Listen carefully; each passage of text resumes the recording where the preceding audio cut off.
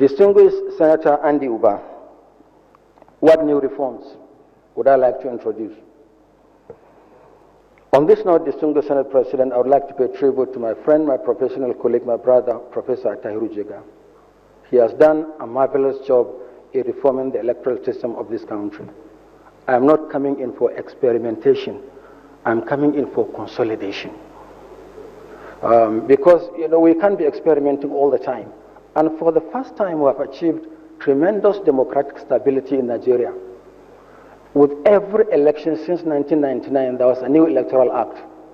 But we have had two elections on the basis of the same electoral act 2019, 2011 and 2015. There are issues, and we'll consult with the National Assembly because we have the powers to amend the laws. Once that is done, we should now move into the era of consolidation. Democracy is not about here and now, it's about here and forever. And my long-term objective is to have an electoral system in which you vote seamlessly. You don't even care who is the chairman of the Electoral Commission and who are the members of the commission.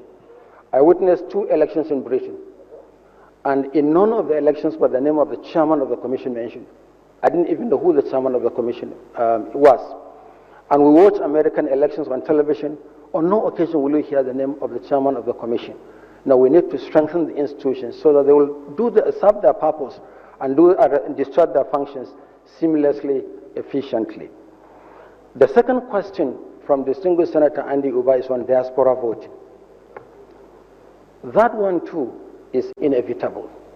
As a student of history, I know that there was a time in the history of this country, in the First Republic, when political parties had branches overseas. They registered members, they even made financial contributions to the parties. And the contemporary reality is that you have a large number of Nigerians. One estimate put it at 15 million.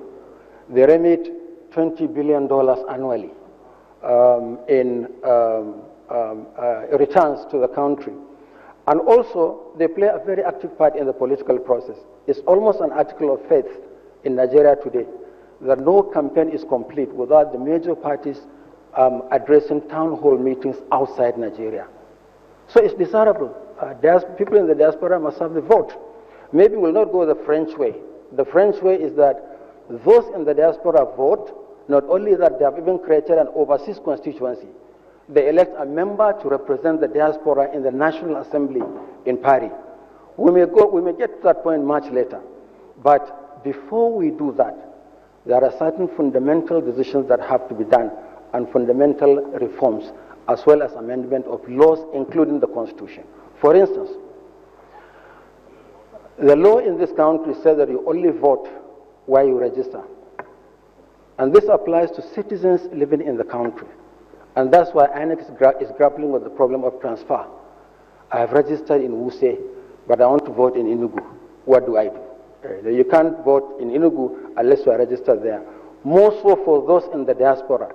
Since there was no opportunity for them to be registered there, they can't vote.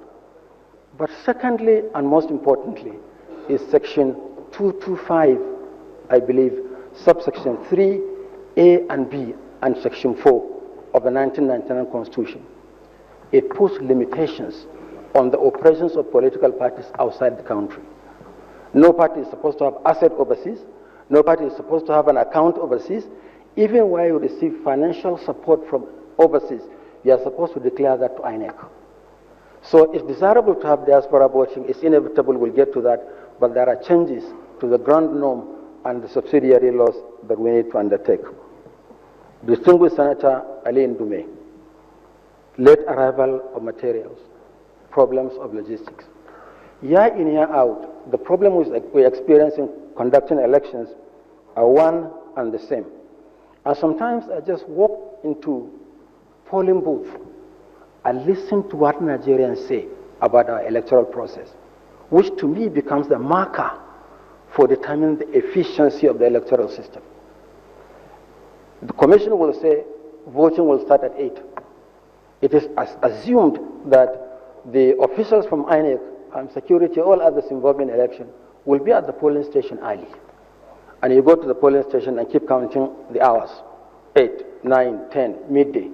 The staff aren't there. And then you begin to hear reports in the media across the country.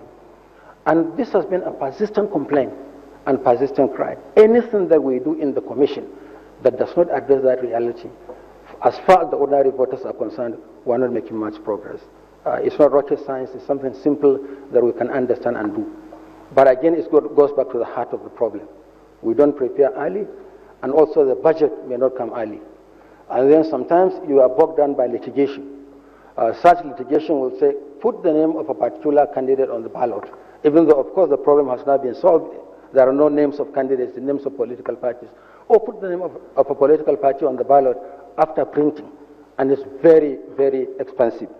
So, and then the transportation of electoral materials is also another issue. I know that in the last election, INEC made an arrangement with the National Union of Road Transport Workers. These are issues at the heart of a successful conduct of elections, and we must address this. And the solution for me is to start early. If you don't start early, you are unlikely to beat deadlines. As they say where I work, in the Nigerian Defense Academy, we sweat more in peacetime so that we bleed less in war. Thank you, distinguished Senate President.